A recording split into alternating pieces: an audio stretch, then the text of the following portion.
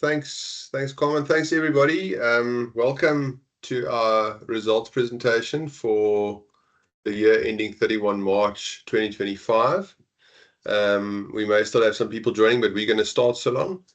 In terms of attendance, it'd be nice to see very healthy levels of attendance from all of our major stakeholders. We've got some of our SPV directors attending. We've got all of our major shareholders attending. We've got all of our important funders attending as well, our SPV funders, as well as our on-balance sheet funders, RMB, our ratings agency, GCR, as well as our data arrangers, AFC. So nice broad audience, and thanks in advance for everybody's time. Okay, so maybe just first off, starting with what are we trying to achieve in this business? I actually gave our vision statement to one of the AIs. I can't remember which it was. I think it may have been Grok, and said, kind of draw me a picture of what this vision looks like. And this is the picture that I got. So I suppose for us as an organization, what we try and do in society at large is we'd like to try and contribute towards people living with dignity in one core statement. How that manifests at a group level, our vision is evolving finance, improving lives. As a finance provider in Evolution Finance, it's about transforming homes and improving lives, having people live with dignity in the homes that they live in. As an intermediary for problem debt, which is a thorny topic when it comes to dignity, what we try and do is resolve debt fairly, but with the focus on actual resolution. We believe that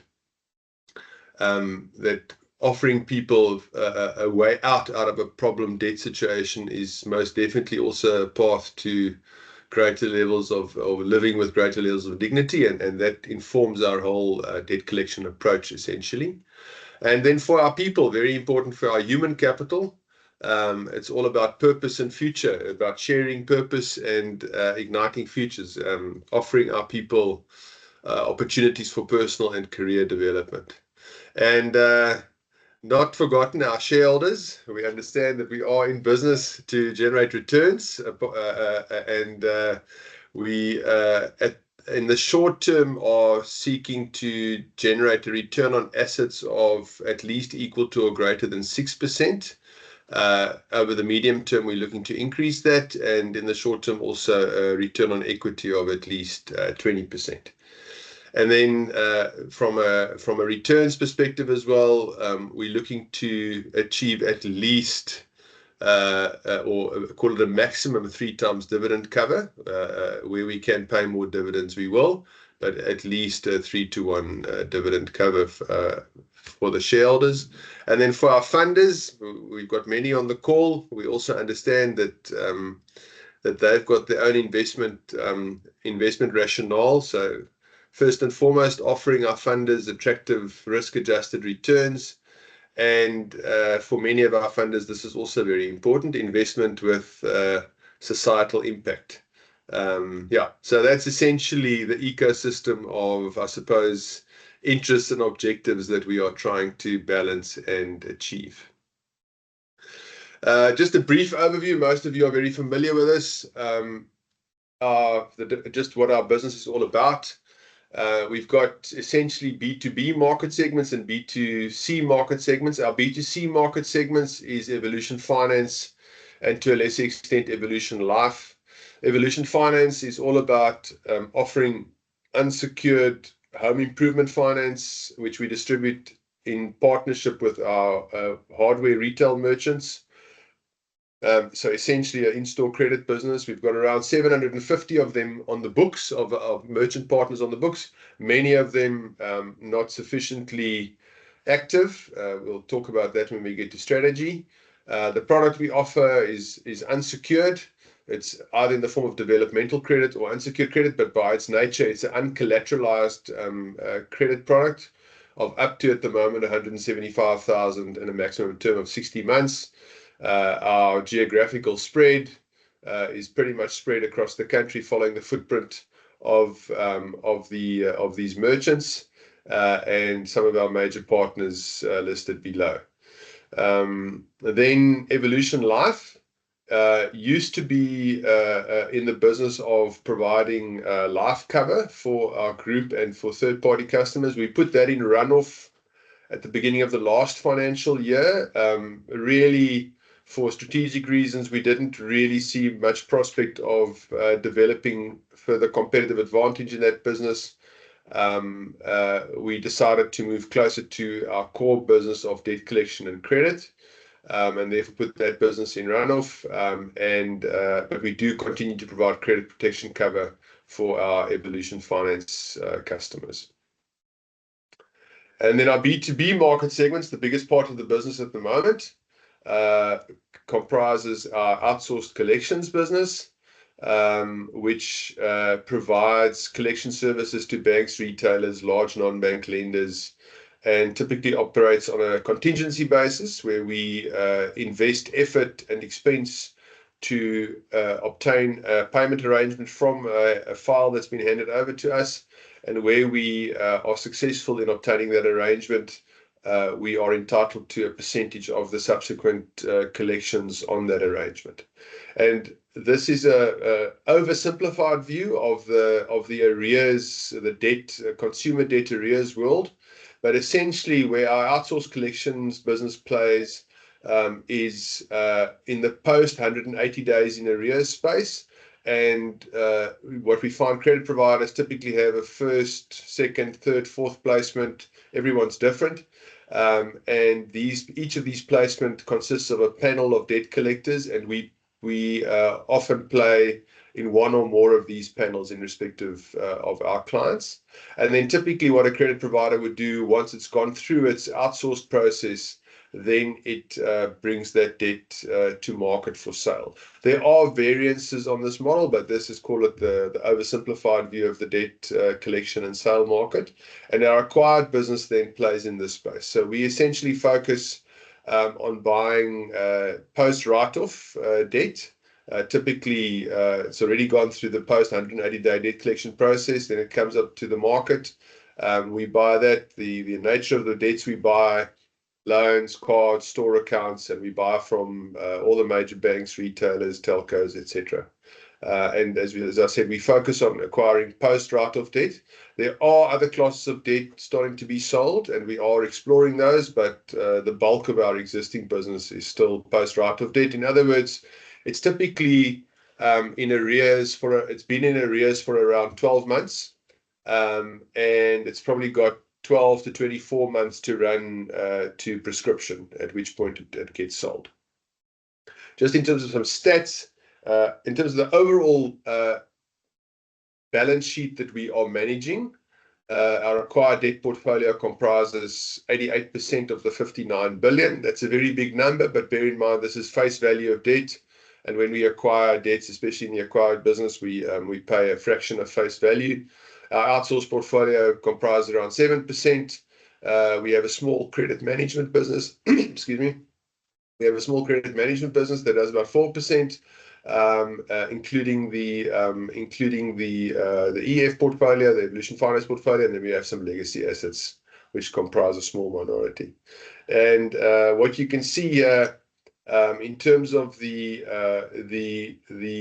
value that we've acquired over time, we've acquired around about 100 billion in face value on the acquired side to date. We've deployed about 3.5 billion rands in purchase price since 2004, and we've bought more than 430 portfolios in the debt acquisitions business. All right, maybe just talking a little bit about how we experienced FY25 versus the prior year. In terms of Evolution Finance, the buildware industry, the buildware hardware industry has been struggling. Stats SA will tell you that industry turnover was nominally flat, which means in real terms it was negative. And that is the same feedback we are getting from our from our retail partners. Load shedding, much better this year than last year. 22% of days we had load shedding versus 2024 when we had 91% of days. So that was much better. I think we all benefited from that. ADP face value brought to market, slightly down on the prior year at -4%, but I think we need to remember that the prior year we had an increase of 33% year on year. So the prior year was a very big year, so at least it didn't contract too much. But we didn't see the same year-on-year growth for understandable reasons. A big reason we think why the prior year was so big is that a lot of the non-performing contracts that arose in the wake of the macro changes after the Russia started its war in Ukraine, with inflation, interest rates, and so forth spiking, those volumes made their way into the market starting in the prior year and continuing into this year. And that's why we've seen healthy volumes in both these years. So significantly increased volume, certainly compared to a couple of years ago. Non-collateralized lending in the market. So this is National Credit Regulator stats. This includes unsecured credit, developmental credit, short-term credit. So kind of all the unsecured forms of credit. Overall, up 1.5% versus the prior year.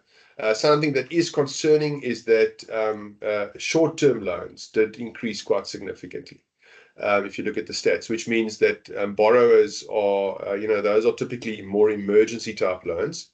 And we did see quite a significant increase in that. So that is likely to put pressure on borrower affordability.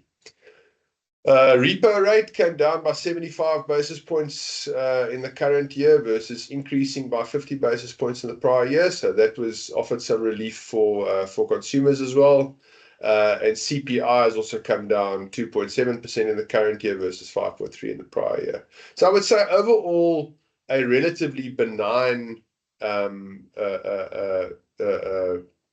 macro environment. The unemployment rate was quite stable. So although we didn't see the big growth in the acquired portfolio that we saw in prior years, generally not a bad trading environment for our business compared to prior year.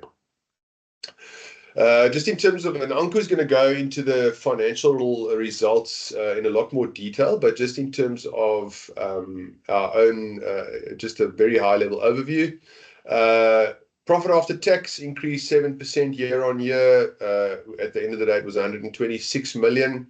But it's worth noting that we did increase provisions, apart from non-discretionary provisions that really are the result of our valuation models. We did increase provisions by about 25 million that one could probably call more discretionary in nature, really at the initiative of management. Just given the uncertainties in the environment and changes that are happening at the international level. We've got talk of trade tariffs and AGOA expiring, etc., etc. We're not sure what the impact on the economy is going to be, so we thought it wise to increase those forward-looking provisions. Operating income was up 9%, which was nice to see. Average net advances was up 17% year on year. Non-margin income was disappointing, down 9% year on year. Now, that's largely related to the fact that our funeral business, the life insurance business, is in runoff, and that's getting smaller. But one of the reasons why we chose to no longer focus on the life business was really to allow greater focus on some of our core businesses that are closer to our core capabilities, which includes the outsourced business. And the outsourced business didn't grow at all this year. So that was disappointing for us, and we're addressing that when we get to strategy. Cost to income ratio was a positive trend, declined by 0.8%. And our return on asset was 6.2 versus 6.7% the prior year. Satisfactory, we think. We always would like to do better.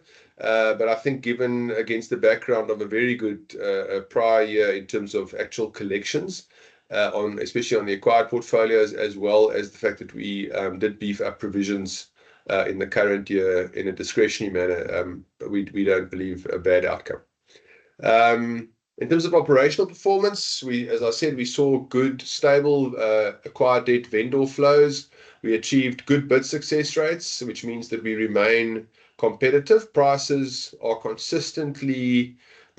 consistently selling towards the upper end of our pricing levels, but we are managing to stay within our pricing parameters, which is good by and large. So that means that we remain competitive within normal commercial terms for us. We continue to see very nice, strong ADP collections. I think it's largely to do with the fact that our contact center, I believe our collections call center is being run very well. We're achieving high levels of productivity in our contact center, and bear in mind, our contact center is pretty much 80% work from home. We've got a very small on-site staff complement. And we've also had a very big focus on achieving a high proportion of DebiCheck authentications on payment arrangements being made. And certainly DebiCheck collections are collecting at easily twice the level of non-authenticated collections. So really worth pursuing those authentications. And the contact center has done really, really well over the last 2 years in improving those authentication levels. Evolution Finance credit quality. The credit quality has been consistent, which has been good. We're happy with that, but our volumes have deteriorated, and we are facing significant competitive advantage challenge in that area. Primarily from Capitec. Capitec, I think, has been very public about their entry into the home improvement market, which is a positive for our merchant partners and a positive for consumers, but obviously presents a significant competitive challenge for ourselves. Overall, I think it's been a very healthy wake-up call for that business. I'm quite optimistic about our strategy for that business, but it's all about executing and turning the tide in terms of growth now. And as I said, non-margin income performance was disappointing. The outsourced business not growing, and also a big strategic focus for us in the coming year. In terms of risks and opportunities out there, so one of the things we're very concerned about is, as I mentioned, our loss of competitive advantage in Evolution Finance, our inability to grow non-margin income in the outsourced business. Those are probably our top 2 concerns at the moment, and also inform the bulk of our strategic effort in the current year in order to turn that around. Those planned changes to the direct debit collections environment is all about the change in the RMS, the Registered Mandate Service mechanism. Now, when a debit order arrangement is obtained, but it's not authenticated and it doesn't run as an authenticated DebiCheck arrangement, then it runs on the Registered Mandate Service, which up until literally, I think 3 weeks ago, 2 weeks ago, 3 weeks ago, used to run immediately after authenticated DebiCheck collections. That window has now been extended quite a lot. So there's quite a lot of commercial activity that can now happen between when authenticated DebiCheck debit orders run and when RMS debit orders run.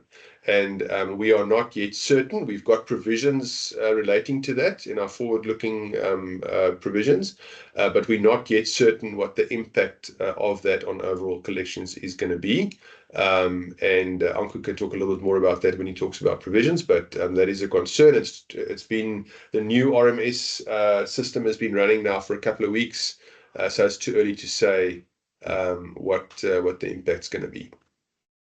Macro impact on asset quality, I mentioned. I think we just believe, or we think we just live in a very uncertain macro environment. Right now, I think things are looking okay in South Africa in terms of an operating environment, as I alluded to when I looked at the current year's trading conditions. But who knows what's going to be happening at a global macro level and how that may impact South Africa. So it remains a risk. And then deteriorating. One of the negative spin-offs, I suppose, of an improving macro environment, which we have actually been experiencing over the last 2 years, is that your lead indicators on acquired debt portfolio volumes deteriorate. In other words, in plain English, the credit providers from which we purchase when they announce their financial results, their portfolio quality is improving, which is good, obviously, for them and their shareholders, but talks to less volumes of portfolios coming to market 12 to 24 months later. So certainly in the last year, that has been the case. We'll see where that goes. Opportunities in the ADP space. We believe there's still quite a lot of opportunity, even though it is already quite a mature business and we are quite competitive and have very significant market share in that business. There still are major vendors who are not selling consistently. Some of the big banks are not selling consistently yet, and they've got large non-collateralized portfolios that we'd be interested in buying. So we still need to get some of those banks to become regular sellers with consistent sale criteria, which is a very important requirement for the vendor to achieve competitive pricing, and also for bidders such as ourselves to bid with confidence and therefore bid more competitive purchase prices is consistent sale criteria. And then new portfolio segments like debt review portfolios. We're seeing more of those coming to market. We are seeing vendors bringing, as part of auctions, we're seeing them bring a couple of earlier defaulting portfolios, maybe a portfolio that's only in arrears for 6 months and not 12 or 18 months coming to market, which are typically those portfolios still have more meat on the bone. There's more residual cash in those portfolios, which is an opportunity to deploy more capital into those portfolios. But it also potentially requires a different collections approach and different collections conversation skills, etc., to your traditional debt that we collect on that's hasn't paid for 12 to 24 months. But it's exciting that those portfolios we're starting to see those, and we just need to ensure that we are actually able to competitively bid on those, which means that we need to be able to competitively collect on those portfolios. In Evolution Finance, the reality of it is, despite competitive pressure and all of those things that we're facing there, we still have huge opportunity in our market segment. Less than 60% of the merchants that we have on book are actually producing any credit, never mind consistently producing good numbers. So there's still huge opportunity, we believe, in developing that market and expanding the use of in-store credit in that Evolution market segment as an enhancer to the merchant's turnover. But that talks to how easy our solution is to use, and we've identified significant deficiencies there, which we're busy fixing, and I'll talk about that a little bit later again. And then in the overall debt collection space, a big focus for us, this will impact acquired as well as outsourced. A big focus for us is improving the quality of customer engagements. The quality of the conversations that we are having with customers, we think, can still improve quite a lot. When I talk about quality, I'm talking about the facts that we arm our collections consultant with in order to best come to the best possible arrangement with that particular data. The training and skills that we equip that consultant with in terms of persuasion techniques, in terms of closing out calls, achieving those payment arrangements, etc. There's still a lot to be done there. So that's a very big, under the theme of quality conversations, it's a very big theme for us in our collections business overall. And then coming to strategic focus. So at a group level, over the medium term, we're targeting to increase our pre-tax ROA. It's roughly just above. We pay very little tax at the moment due to tax losses in the group, but we would like to get our pre-tax ROA to better than 8% from the current better than 6%. And that must largely come from improved operating cost leverage. We have a very high percentage of fixed cost in our business, and therefore, to the extent to which we can increase operating income, Currently, operating income largely comes from our advances portfolios, our acquired and Evolution Finance advances portfolios, but the extent to which we can increase operating income from both the growth of those portfolios as well as growth of our non-margin business, the outsourced business, will allow us to achieve that improved operating cost leverage and then allow us to achieve those improved ROAs. That means that we both have to grow our non-margin income, our outsourced business, as well as our productive assets, roughly at about targeting around 15% per annum over the next 5 years. We very much understand, and most of you have known us for a long time, so you know that we've learned some very tough lessons over the years around growing risky assets and exposure to risky assets too fast.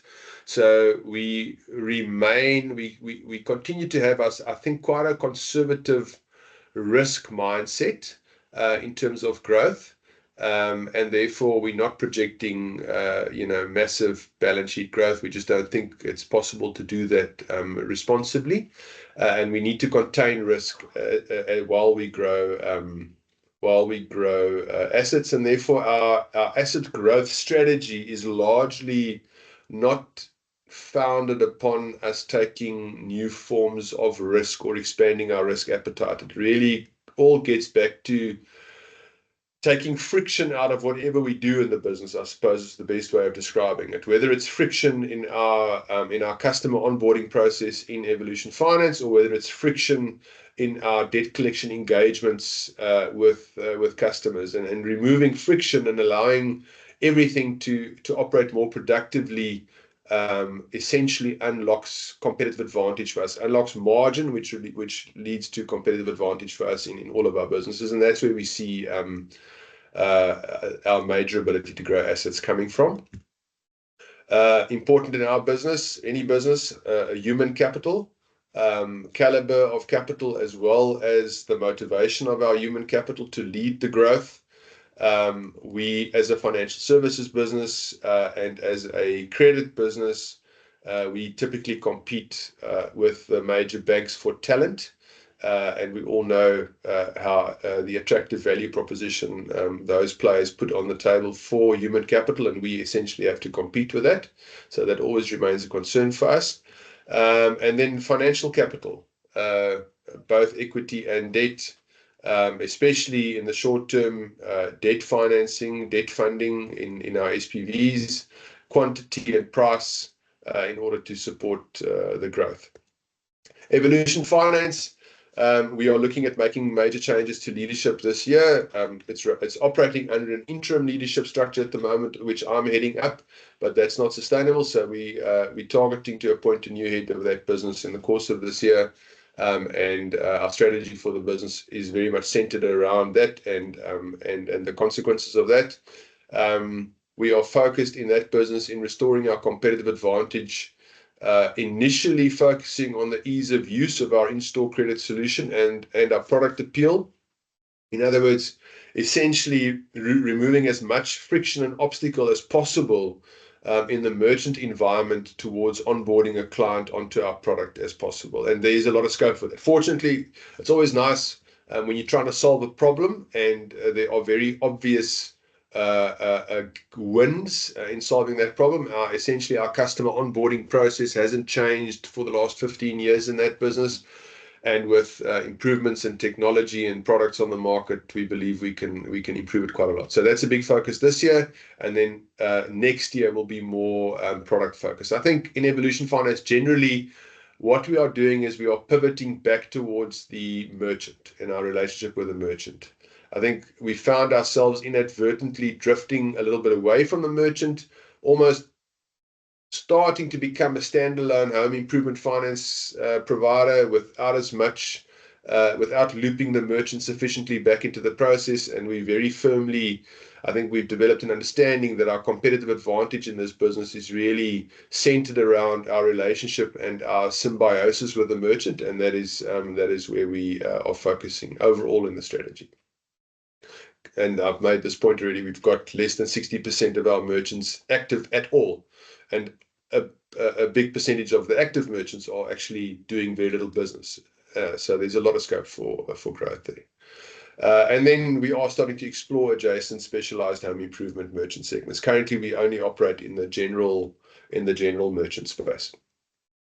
DMC acquired, as I mentioned, focus for us remains to increase the number of active vendors, to increase the product segments that are being brought to market, and to selectively contest those paying segments that I previously mentioned that are starting to come to market.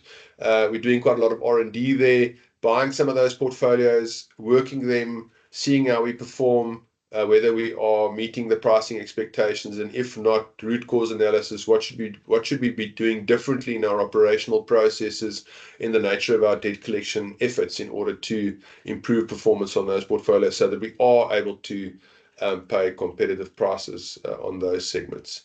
A multi-year focus for us the last couple of years has been on sophistication and automation of our collection strategy, being able to deploy very standardized treatments to portfolios in order to achieve consistent outcomes.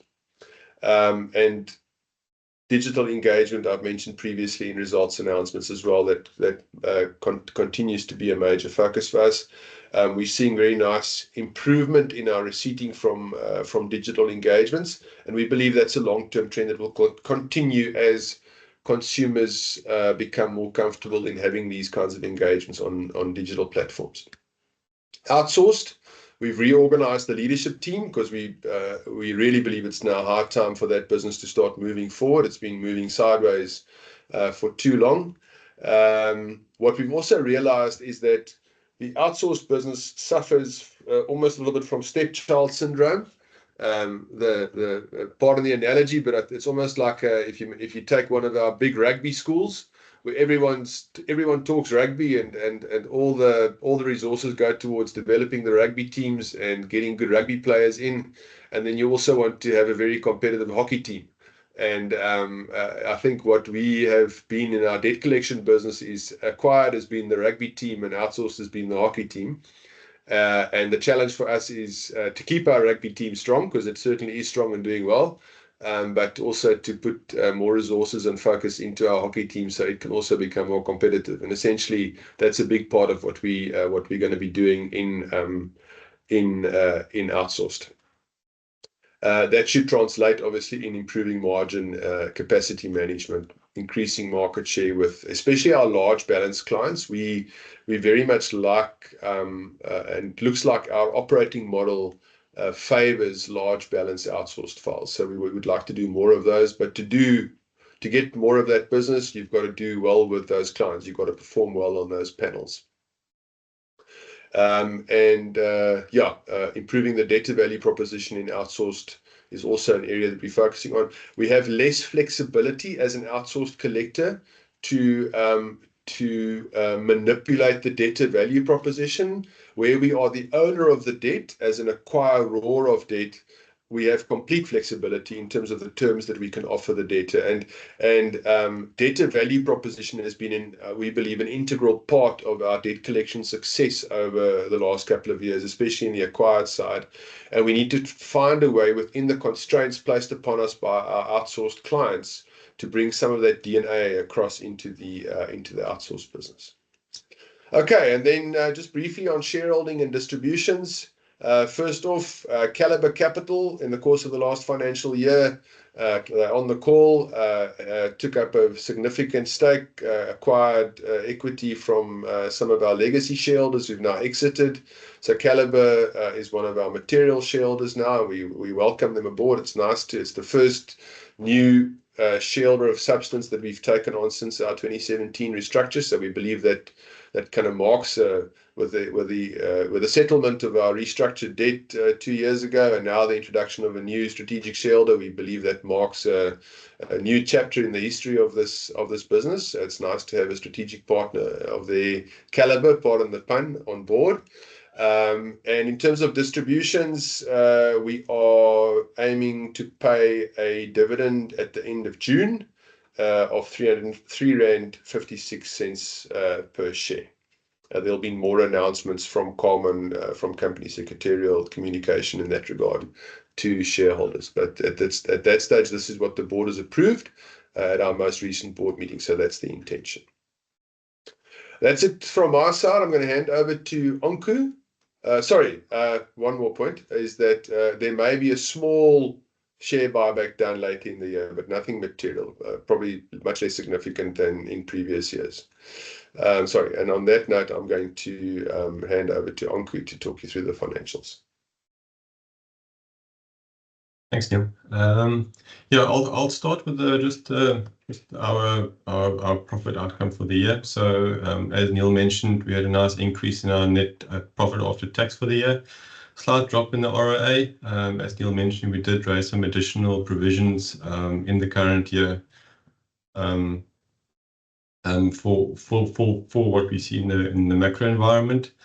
From an operating income perspective, we had a significant increase in our ADP purchases. I'll discuss it a bit more on the next slide.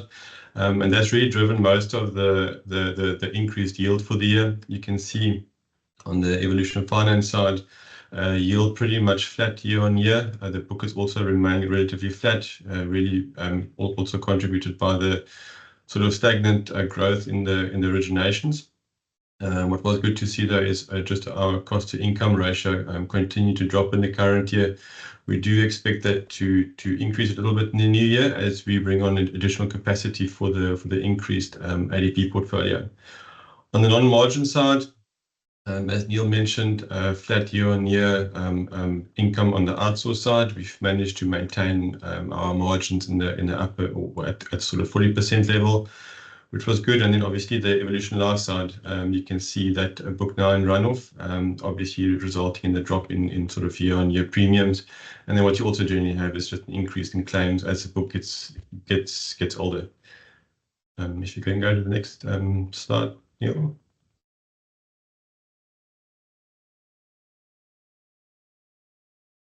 And just talking a little bit more about net advances, you can see the EF book, you've got an amortizing NPL portfolio. The PL portfolio pretty much stood still year on year. And you can see that from the disbursements for the year. We started the year quite strongly, but in our second half, our production volumes have decreased. As Neil mentioned, we have got some competitive activity there. On the ADP side, we had a really good purchasing year. We ended up the year at purchasing 565 million rands of portfolios. If you compare that to last year and the year before, there's quite a significant increase there. And that's really driven by just improved success rates. The volume that's come to market has been pretty stable compared to last year. I think bidding has been quite competitive this year. There are quite a number of bids where we just lost out marginally, and also again we also won marginally. So I think we were just on the lucky end on that side. But all bids have generally been at our desired rate of returns, and which has given us a nice increase in net advances. Our ERCs on our ADP portfolio is also nice and stable. Again, ERCs is just the amount of collections we expect over the face or the carrying value of the book. As I said, nice and stable.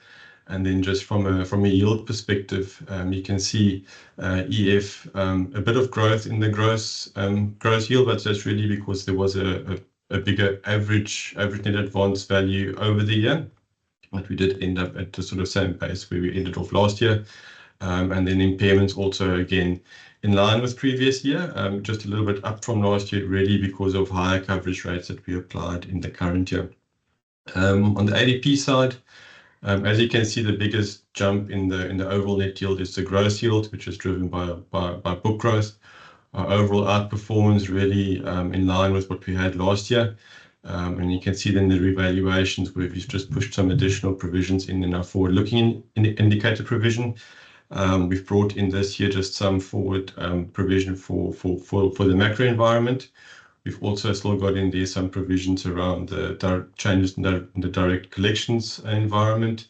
It has gone down a bit from last year. We have de-risked our overall portfolio a bit from last year. As was mentioned, is our authentication rates have improved, which results in our that portion of the book at risk reducing overall, which is, I think, quite a good outcome for the year.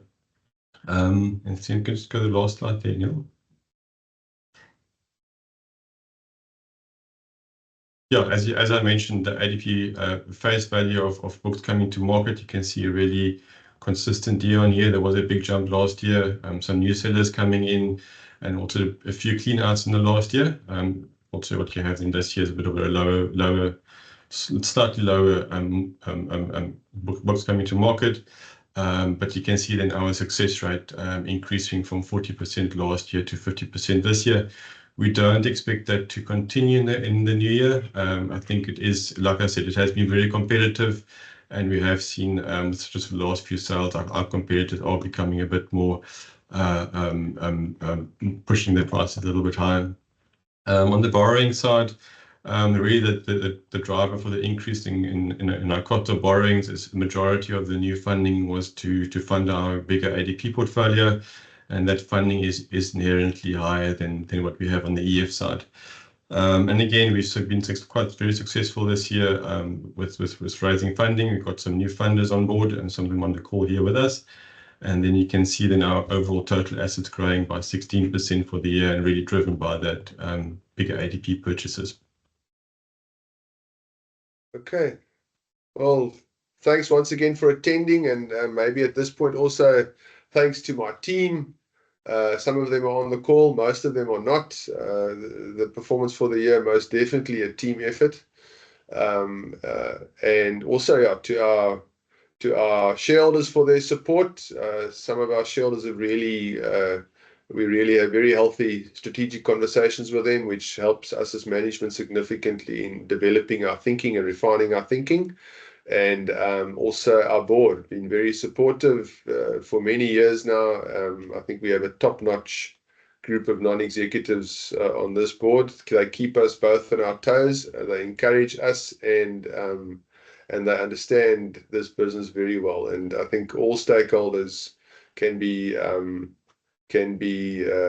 very happy with the quality of NEDs we have on this board. So thank you very much.